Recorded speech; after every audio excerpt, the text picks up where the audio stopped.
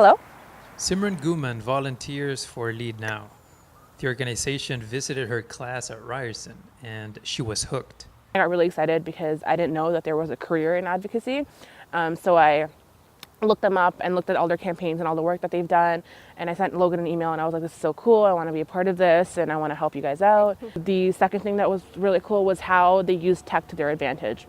They knew that the best way to reach people is through social media and different tech devices, and they used that to their advantage to create awareness about different issues and to get people involved in the democratic process. Simran joined Leadnow's Stop Ford campaign. She and other volunteers called hundreds of Ontario voters.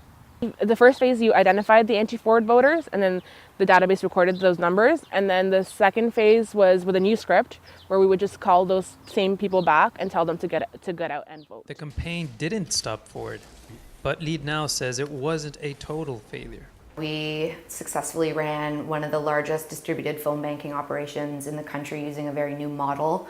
And in a matter of 3 weeks, we brought about 900 people together, volunteers to sign up to host and attend phone banks in, other volunteers' living rooms and churches and parks.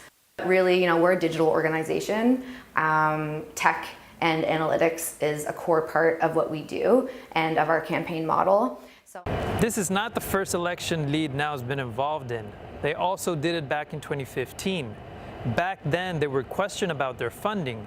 A Globe and Mail investigation revealed that most of those fundings come from liberal organizations in the United States. Leadnow says the funding comes from mostly their members and like-minded organizations. What is clear is that technology has empowered their movement.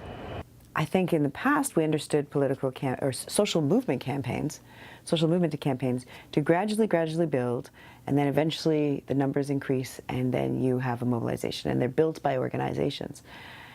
Today we're in a very different situation where you can have a very big mobilization very quickly without any organizations, or with very few organizations. I don't know what their next steps are now that Doug Ford has won a majority, but hopefully they will send me an email about what they're going to do next.